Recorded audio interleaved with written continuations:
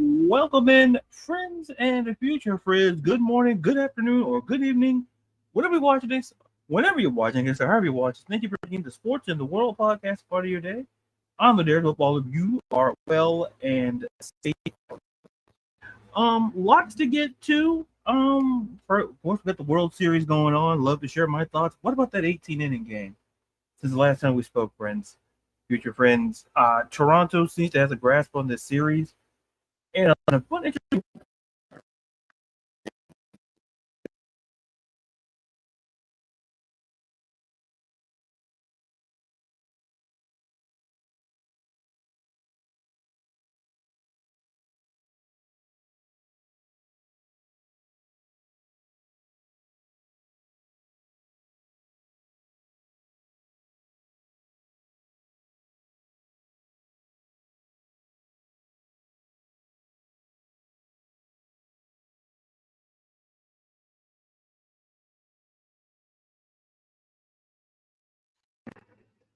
Oh, is my mic on? I just been talking to myself?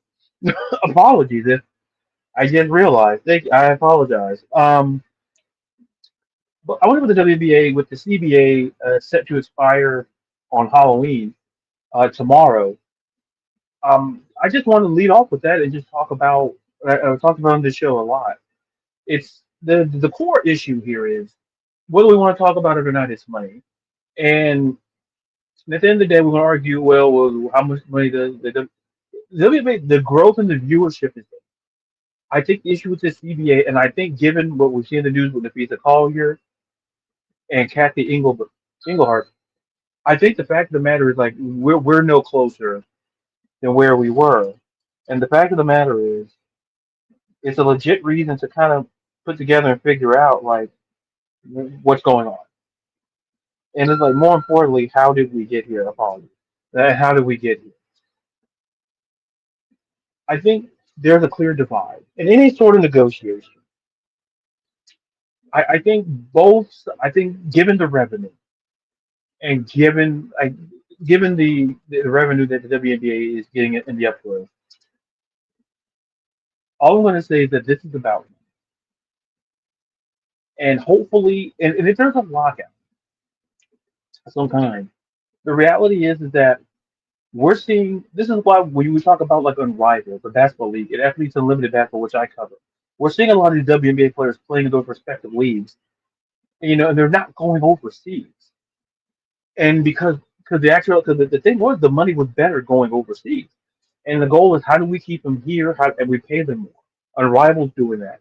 Athletes Unlimited is keeping players here, and that's always been the goal.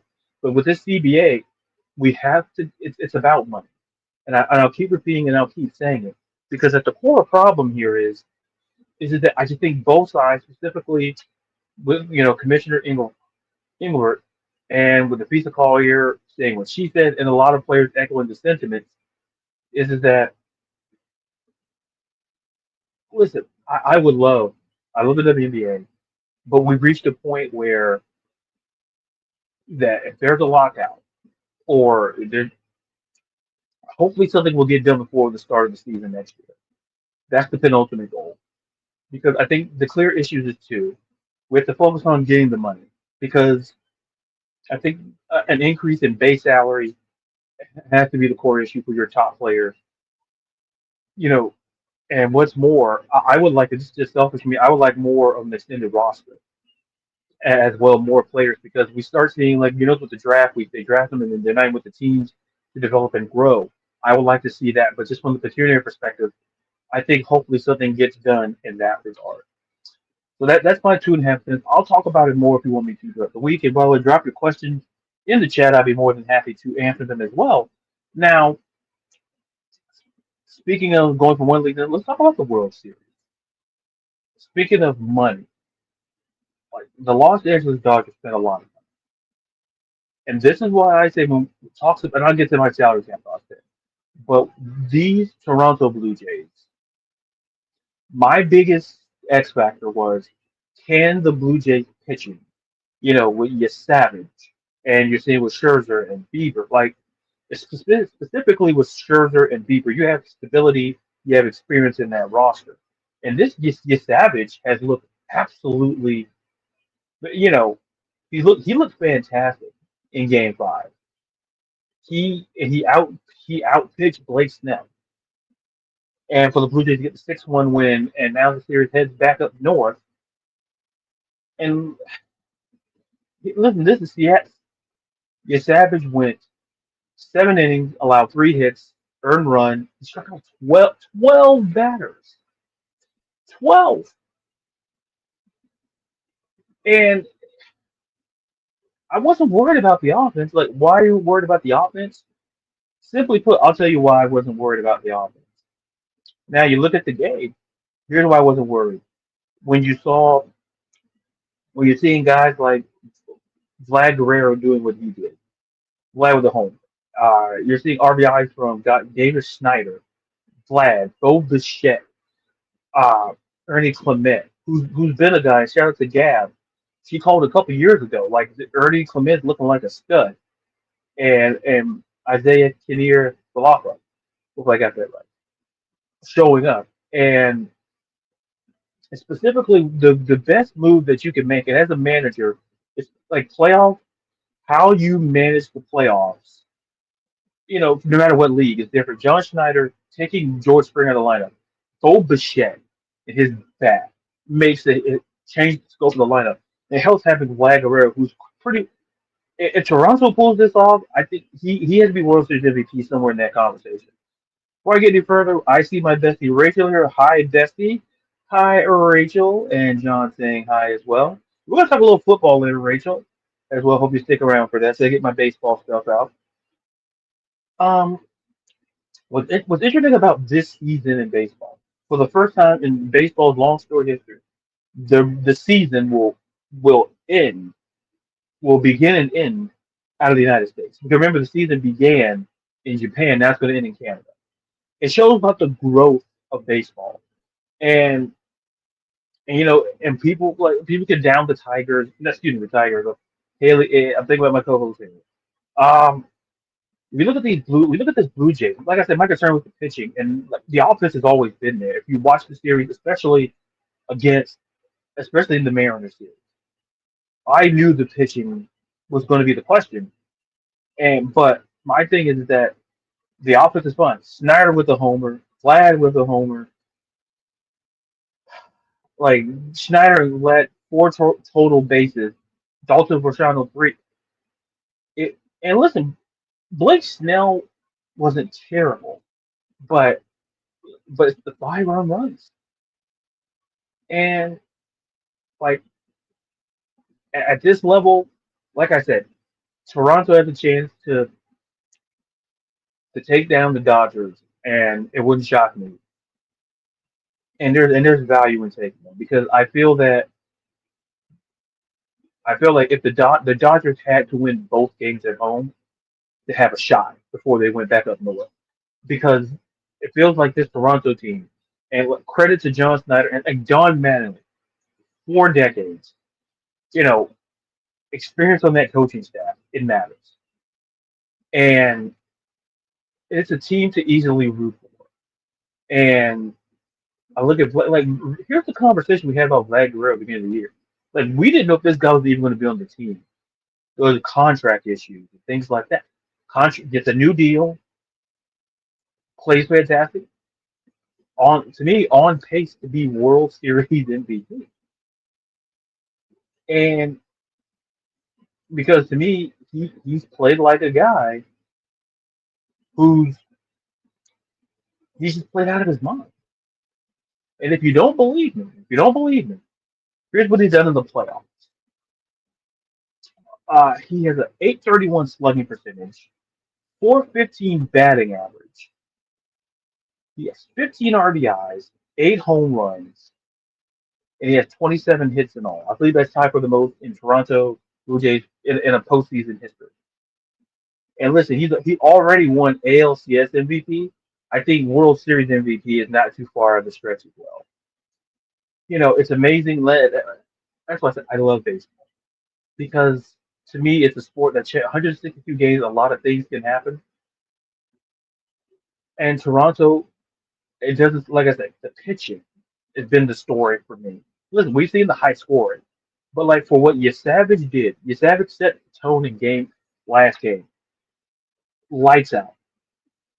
And credit to him, credit to the offense for backing him up. And a story that gets lost in the headline is that this was Clayton Kershaw. That was his final game ever to be played in Dodger Stadium. Now, Hall of Famer, I would say yes. I think we can have that conversation. I think if people want to have that conversation, and because you look at his resume, he won the Triple Crown in terms of leading wins, ERA, strikeouts. He's a Gold Glover, five-time ERA champion. Think about that. Gold Glover, Clemente Award winner, three-time Cy 11-time All-Star. It's hard to have that kind of resume and not be an out of all. For one of the great left-handed pitchers of our generation that we were blessed to see. Now, whether how you want to rank them in terms of like left, I always say you guys separate left and right because there's been a lot of great. You put who's the greatest pitcher. I feel like it's the same comes with who's the greatest um, player in NFL. So it's positioning. So I say, well, you can say who's the greatest quarterback, receiver. Like if you want to go with pitching, like who's the greatest left-handed pitcher? Like, do we put him in the conversation with Koufax, Randy Johnson, Steve Carlton? Do we put him in that conversation? Are they Warren Spahn? He's that good and more. And I think the biggest takeaway from this World Series is that like seeing Clay, like it's the nostalgia, but the even bigger story is that these Toronto Blue Jays and this pitching, when it counts the most, shown up and absolutely shown out. So hopefully, could they take home another championship uh, tomorrow night? So that's going to be something to watch for. And speaking of something to watch for, Week 9 of the National Football League, and then Randy John back in what say Randy Jones would be yeah. Randy Johnson to me is I don't know I'm gonna get flagged for. It's probably the greatest left-handed pitcher. Would I put greatest pitcher of all time? Like as long as Nolan Ryan exists, I think you can like to me. I was at like despite greatest like he like Randy Johnson probably like a top five pitcher of all time, left or right. Just his dominance and in the era, he was definitely fantastic. Strikeouts and the way he went about it. So, but he was a beast on the mound. Now, shifting gears. Speaking of beasts, a lot of NFL teams look absolutely in beast mode. Shout out to Marshawn Lynch.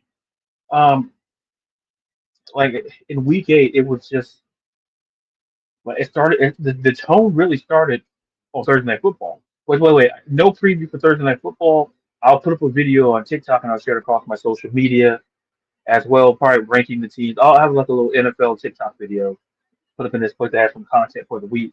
I will be previewing other games in Week 9, which is not you know sometimes other teams get a bye week. This is my bye week. So listen, the Chargers set the tone Thursday night. With the Minnesota Vikings, the Miami like I'm gonna say that Dolphins Falcons game. 'Cause that game's very personal. Buffalo just absolutely showing out.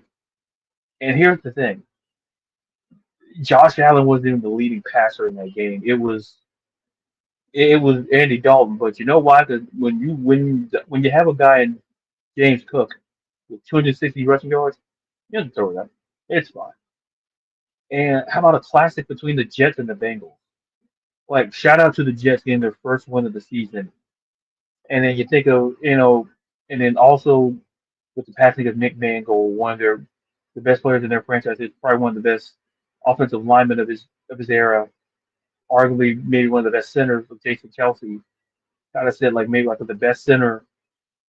Uh, so that win was for him, and you could tell like that team they played differently. A high scoring affair, and it was it was probably one of the best highest it was the highest scoring game returns between both teams, scoring over 30. Um,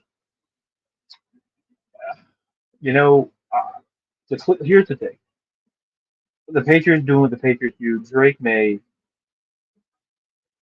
and And here we go. Here we go. Berto coming in with facts on the show. Candy corn is elite. Absolutely. My brother Berto, thank you for showing up on the show. Check out my guy Berto, the 95 North Falcons Talk Show. Check out his stuff. And also, if you have a chance on Sundays or where there's a Falcon game, check out his channel. Or anytime the Falcons play, check him out. He does it live. He does an amazing, amazing job over there. Content also with Bleach Report as well. Just absolutely amazing stuff. This is my brother. I love him. Give him a give him a follow. Give him a subscribe if you can over on the YouTube platform. Absolutely love it. Candy Corn is elite. That's probably that's you know what? I'm starring that tweet. That's tweet that's tweet. It reminds me. Listen, and while we're at it, since I got you guys here, you guys give me your top. Give me your top three favorite candies, Halloween candies, because obviously mine is listen. Candy corn is one. I love sour stuff, so probably lemon heads. I like Skittles. Honorable mention. I like a little chocolate. You get. But but let me know in the chat. What's your favorite? Your top three, favorite candies as well. Now, shifting gears back to the week eight. Um, listen, for going back to Cleveland, I think it's time to have like Drake May. Here's the takeaway: Drake May belongs in the MVP conversation, and we every week it feels like it's different. And then that's the thing is it that we had like Baker, we had Justin, Herbert, but to me, if you want an MVP, it's Jonathan Taylor. And people are like, well, why Jonathan Taylor? Jonathan, and this is my issue. And people may not like it, but go look at his stats. Go look at what he's done so far this season. I'll read you the numbers of what he's done so far, and he feels like he's on this pace that he was back in 2021, where he was, he was well, he did well. I believe he won. He was an All Pro that year as well. Listen, he's leading the league in attempts and yards. He is a hundred. He has 850 yards rushing, 12 touchdowns, and it, he's leading the league in both. And you look at scrimmage yards, 1,056 and 14 touchdowns. Jonathan Taylor is on a different level, and this is why I say, and I think I hate to admit, like if Joey Wright, I highly doubt he's watching because he's a busy man. But if it gets back to Joey, tell him like I have to give him credit. I gave a Buccaneers credit on this show. We talked about that's why the Offensive Player of the Year award is there because of the fact that the MVP award always goes to quarterbacks. There's a quarterback driven league. But I can make a case that Jonathan Taylor, on this pace, could sneak himself into the MVP conversation. And whether we want to believe it or not. So when I look at I look at MVP odds and with a FanDuel or all these different, but I'm looking at these odds. Shout out to not from, but I'm looking at these MVP odds because they're somewhat universal across the board. The odds may be a little bit different, but it's Mahomes. It's Mahomes, Allen, Drake, May, as I mentioned, Steph, Jonathan Taylor plus 1,400. I'm telling you, if you have a few bucks, I get it because that number is going to change if he keeps playing the way that he is. Because you can tell it's a quarterback-driven league. And then, how do I know that? Because Offensive Player of the Year, Jonathan Taylor, it's him and the next guy is Jackson Smith and Jigba. And the next guy to Jackson Smith and Jigba is Christian McCaffrey at plus 14. So essentially, Jonathan Taylor has it locked for AP Offensive Player of the Year, the pace he's going. But this is where the conversation has to happen. Is where you know uh, how do we value other skill positions, specifically receiver and running back, for the MVP award? Because, like I said, it's a quarterback driven league,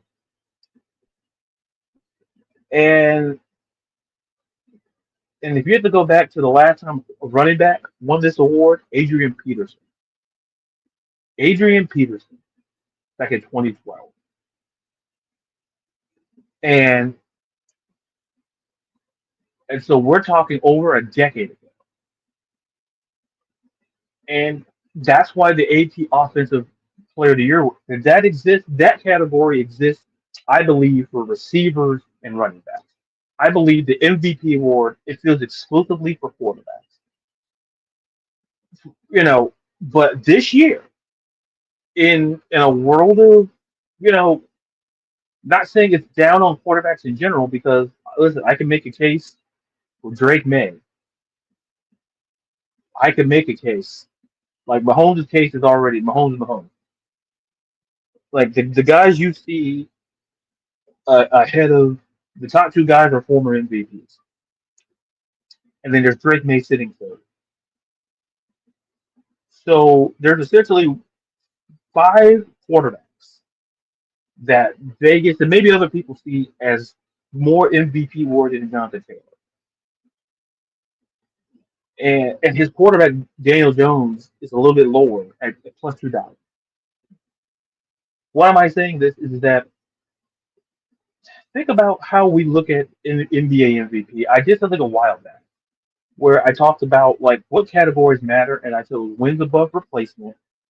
I talked about your team performance, but I take I focus on your WAR, your wins above replacement, which essentially means how is the team faring without you? And it's like wins above replacement. How many? Where are we standing? And it's one of those things where people don't. Where I guess the best way I could put it is it's like to me, I always look at that category. But in the NFL, I don't think we have it. But when I look at a guy like Jonathan Taylor, he's pretty valuable to the Colts in the offense. And and once again, how do I know? You if you look at the Colts stats, if you look at their stats this season offensively, they they put up they put up 30 points every single game. Shout out to Shane Steichen, who's in the Coach of the Year competition with him and Mike Vrabel. And it's no coincidence that that you know two.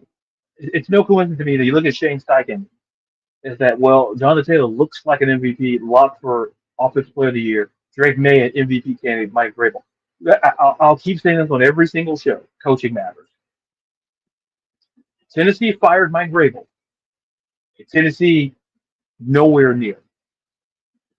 And so coaching matters. They've averaged 33 points. There, they lead the league. Now, when you look at the core stats, you break it down. Daniel Jones has 13 touchdowns to 12. Excuse me, to three interceptions. So essentially, you're looking at a ratio of a little over a 4-to-1 touchdown to interception ratio. Jonathan Taylor has 12 touchdowns, and but when you throw in the scrimmage, he has 14. If you take that out, what's the Colts?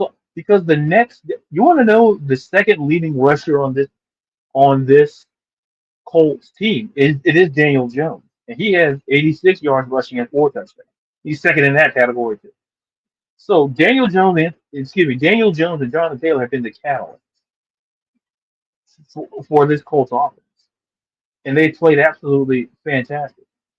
But I always say we talk about value. If you take Jonathan Taylor out, what does this Colts team look like? He's been valuable to this franchise for years. But it's amazing. Shane Steichen and Daniel Jones once again. It's amazing what coaching can do.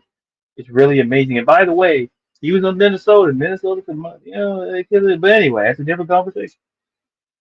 But what I will say is this before I transition to get to share my thoughts on the Cleveland Brown quarterback situation. I love talking quarterbacks.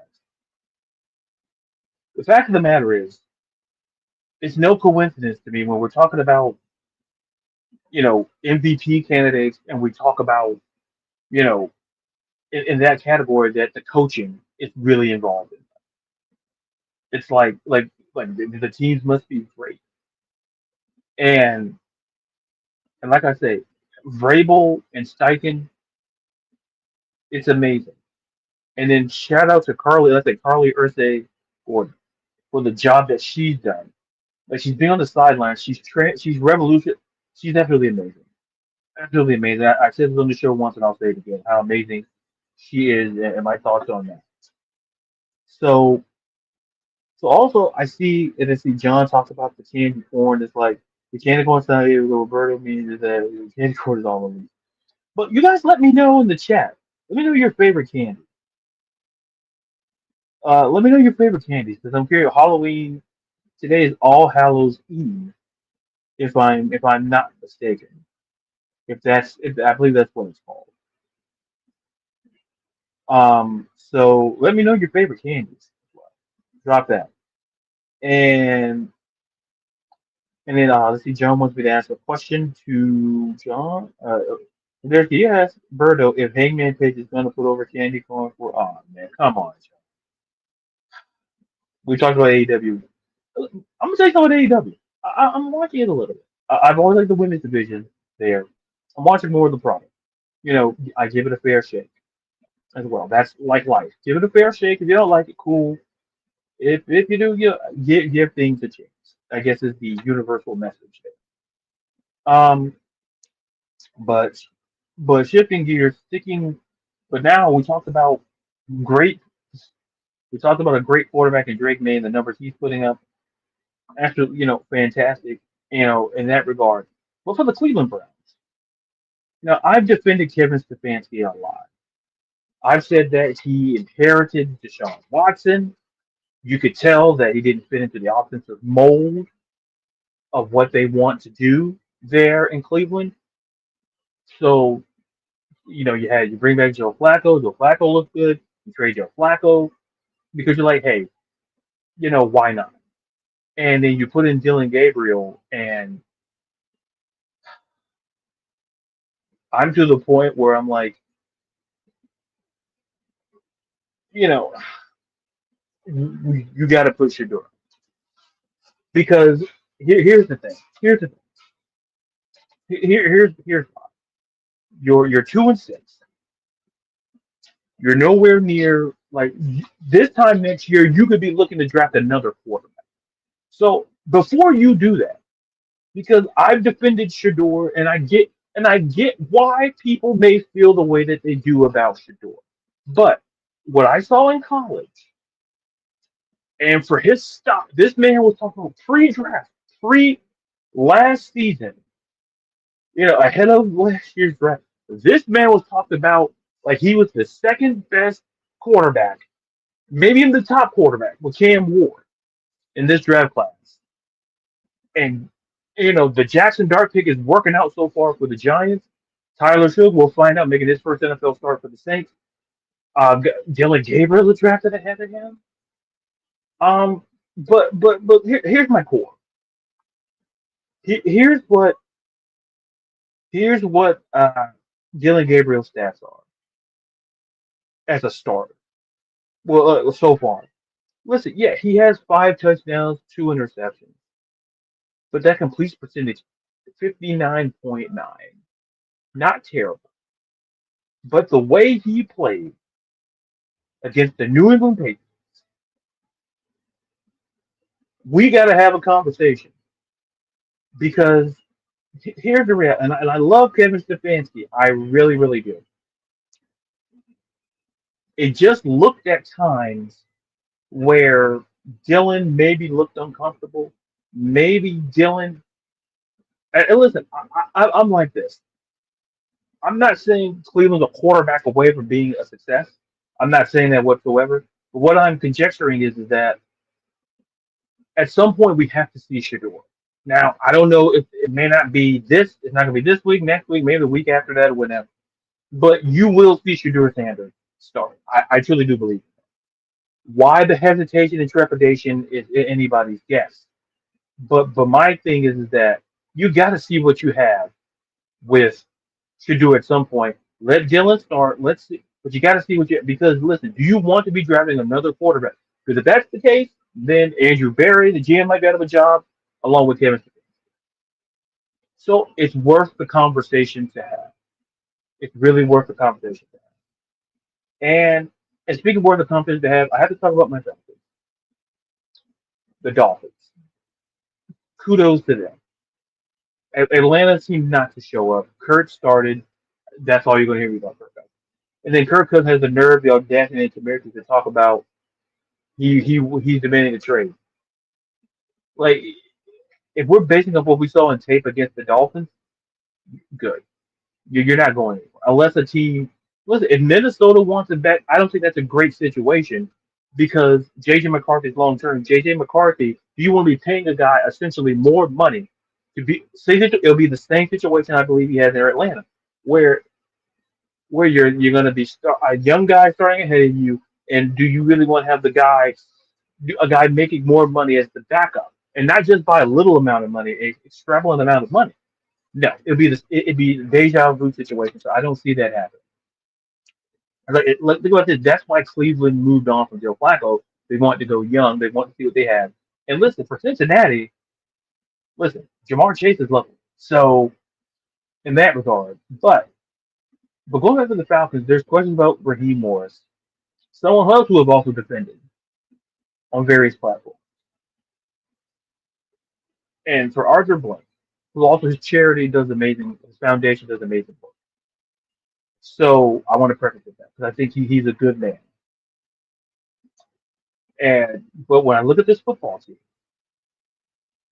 and they interviewed Mike Vrabel, they interviewed Ben Johnson, they interviewed these guys who look pretty good now, and they landed on Raheem. And I'm not knocking Raheem, but at some point, like injuries happen across the league, but good coaches kind of work around it. It is what I would believe. And I wasn't in the listen. I'm letting this season play out. If my whole thing is that if the Atlanta Falcons can't get into a wild card spot, because I think this is Tampa Bay's tradition, unless things change. I do believe in that.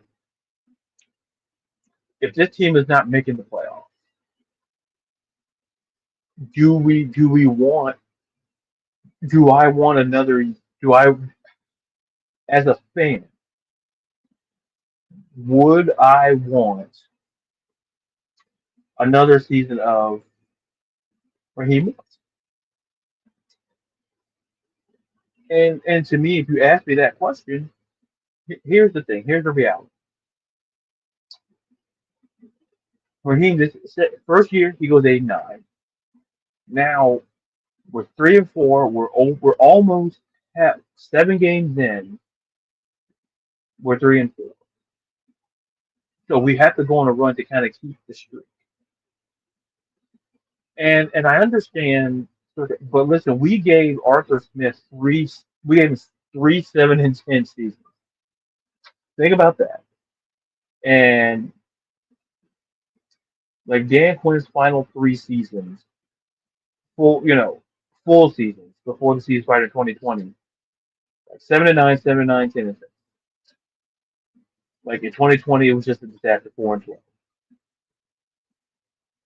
Um,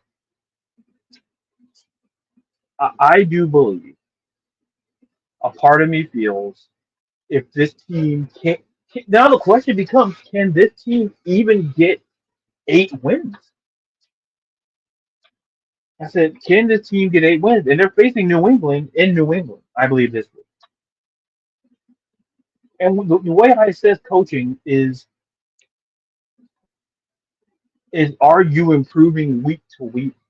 Are you making course correction? Are you making changes? I'm not in the core belief of firing Raheem Morris until I see the end of the season. Now, if this season just goes further south, like toward Antarctica south, then a conversation should be had. But I'm under the belief it is that if you gave Arthur Smith 3, 7, and 10 seasons, it would not shock me if Arthur Blank gave Raheem a third season. It would not shock me. I'm not saying it's right or wrong. All I'm conjecturing is that owners have patterns, and some, and the reality is, like Jerry, look at Jerry Jones. Jerry Jones, think of the only coach, like he hired Mike McCarthy, Super Bowl head winning coach, gone. I think post Jimmy Johnson, he was never the same old. I think if you had to pick a time, he was never the same old. He hired guys who were like the Barry Switzer hire. Yeah, he got a Super Bowl, but that was on the back of Jimmy's work. And then Barry was gone. Chan Gailey, Dave Campo. Look. Look how long he gave Jason Kidd. I tell people, think about that. Look how long the Dallas Cowboys gave Jason Kidd. Look how long the Bengals gave Marvin Lewis. Think about those things. Because listen, Jason Garrett, how I knew Jason Garrett was going to be the coach, that he's on Wade Phillips' staff, and he's making the same amount of money as Wade Phillips. If your coordinator head coach making the same amount of money, it's not good. It's not good. But think about what Jason Garrett. He kept Jason Garrett until the game of the full time job in 2011, and he wasn't let go until 2019. So, think about that. So 9 seasons. I'm doing the math correctly. And then since Garrett, McCarthy was given 4. Schottenheimer's first year, he's going to be fine. He'll have a second. But look at the guys that that Jerry has hired, and look at like Arthur Blank has hired some dudes that like things that make you go, hmm. Like the Dan Quinn hire was great. He got him to a Super Bowl, and losing that Super Bowl, I don't think the franchise was the same for a while, and neither was Dan Quinn. Losing that Super Bowl because listen, Atlanta Super Bowl 2016, Dan Quinn's final season there, he went 10-6, made the playoffs, and then 2 7-9 seasons, and then fired during the season in 2020. As I mentioned earlier, he gives Arthur Smith 3 seasons. The fact of the matter is, we got to have conversations. And if you're a guy, if you're like Arthur Blank, do you want to give Raheem a third season? The Tennessee Titans have no idea what they're doing. How do I know they fired Brian Callahan? Went 4-19. When you had a guy in Mike Vrabel, who was easily your best coach you had probably since Jeff Fisher. Look, you had Ken Wisenhunt, didn't work out. And then you had Mike Mularkey, didn't work.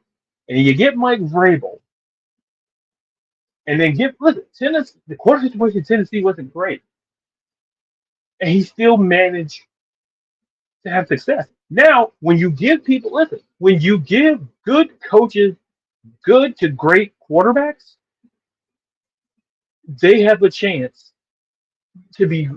It's amazing. There should be studies done on it. And Drake May is playing. He's a franchise quarterback. And listen, not every coach who dealt with a franchise quarterback has had success. That's fact of the matter. Is it that people are like, oh well, why do coaches last?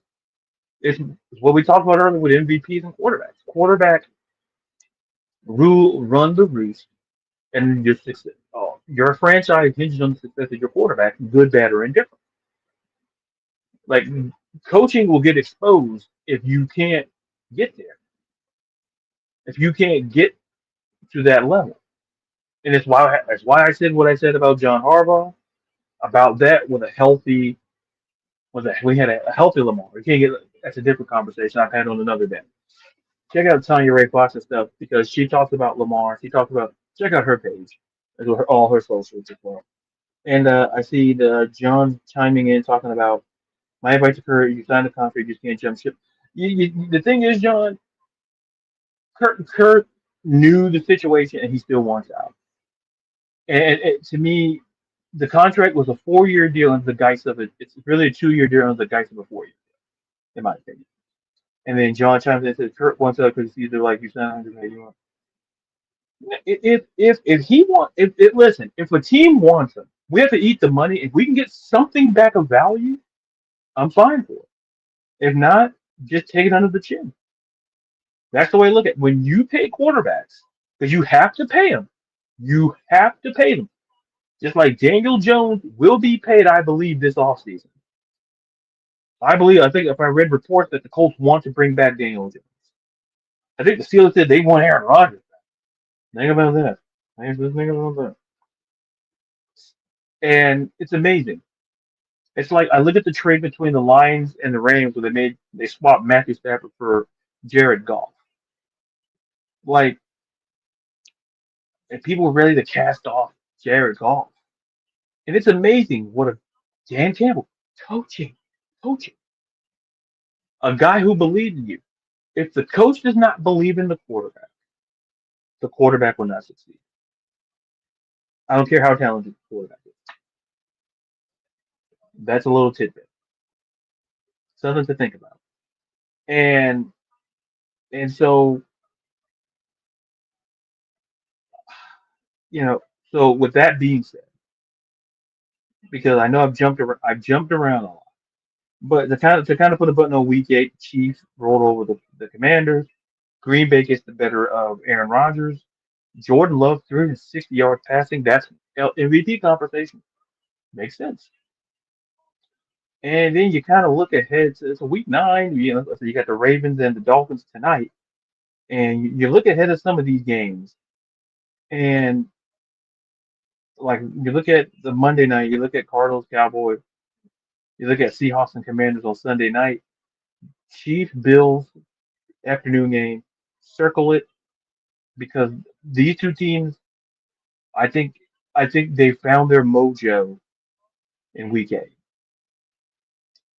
and like this game could be the game where like the winner goes like both teams need it because you look at their divisions they're in. You look at the Chiefs in the AFC West.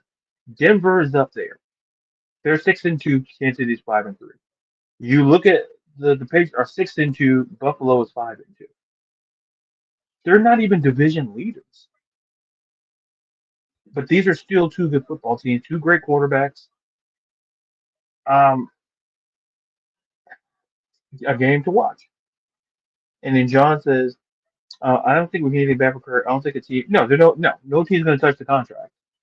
The only way he moved is if the Falcons eat the majority of that contract.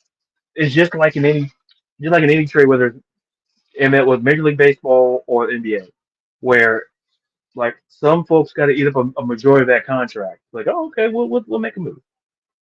But nonetheless, before we get out of here, you can listen to this episode, every episode of the Sports in the World podcast, Apple, Spotify, wherever you get your podcast. Like I said, I'll be putting out some content on TikTok, and I'll share it probably this week. If it's not out tonight, I'll have it out tomorrow. Like I said, to give myself a bye, like okay, there's a couple of I'll cover some games of week 9. But like like I said, you need a bye. And before we put a button on this, I want to Brown's big picture introspection. I want to talk about Brian Kelly in this regard, and it's going to be short, simple to the point. Brian Kelly, two things can be true. You can be a successful college coach and not a great person. Think about that. And there's probably a coach or two in your head. You think about it when you think about good coach, college or head coach, professional college, just not maybe not a great person. And I'm not here to judge Brian Kelly, but when multiple people are saying the same thing about you, there has to be some validity into it. Some, maybe not a whole lot, but there's some. And the way that things are coming out now that Brian Kelly was let go, like how the players, like some of the parents talking about, like Brian Kelly would, if you weren't produced for Brian Kelly, he wouldn't he wouldn't talk to him, he wouldn't do any of that. These are coming from the parents and some of the form, you know, and that goes to show you that Brian Kelly was never a fit from the word go. He was never a fit, whether it's the press conference or anything like that. And now the interim head coach Frank Wilson, um, has head coach experience on his own with the head coach at a UTSA and at McNeese State HBCU.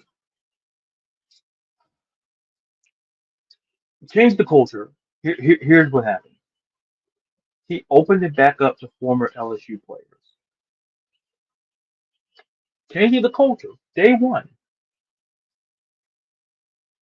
And when you look at Brian Kelly, he's like I said, he just never fit. Go look at his press conferences. Go look at when he's through. He never fit. He left Notre Dame. He was 11-1 in Notre Dame and left. And in his final year in 2021, before he took the job, and 34-14 seems like a pretty good record. But when you're went to SEC championship game, but when you look at the record of LSU coach, and I talked about it, Nick Saban, Ed Ogeron, and Les Miles have all won national championships.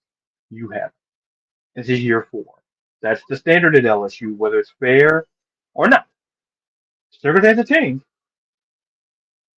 but the fact of the matter is that's the way it is. Now, the stories are coming out about Brian Kelly is a lesson. Brian Kelly thought it was greener on the other side. He thought Notre Dame couldn't. I felt that I think he felt fatigued, and I think the fan base knew. I don't know, but he decided to come down and take a job he had no business taking, and the results are what it is.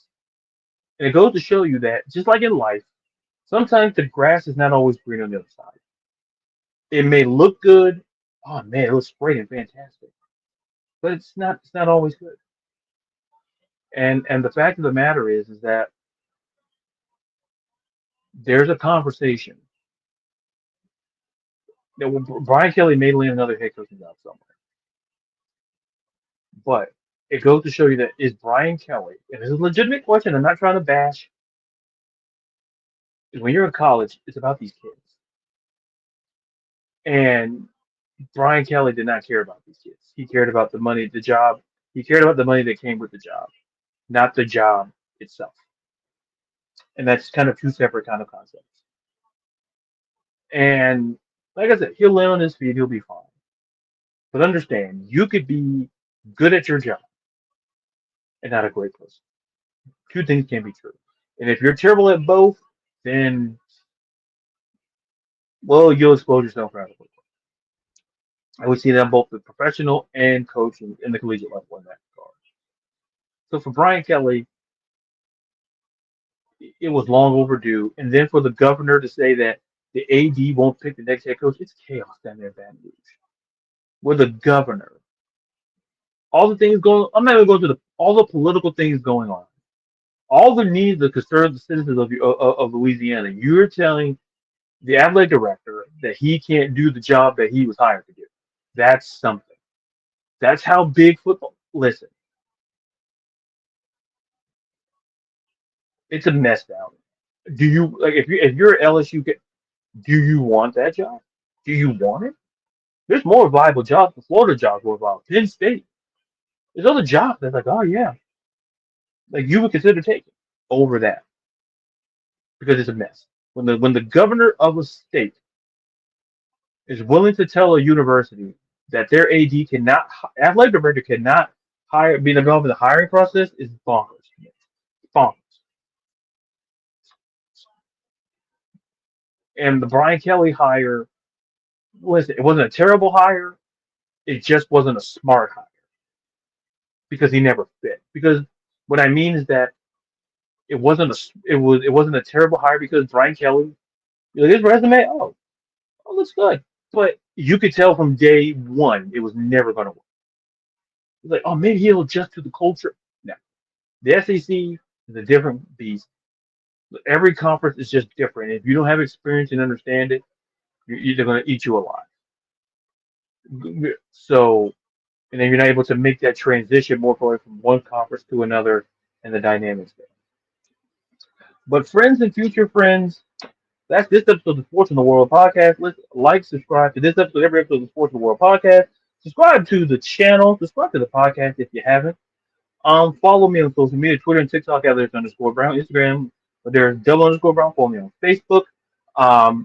Follow the page, Sports of the World podcast page on Facebook as well. And friends and future friends, until I see and or hear you again next time, I'm Ladarius. Be real, be you, be blessed, and be safe from all of us here from the Sports and the World podcast.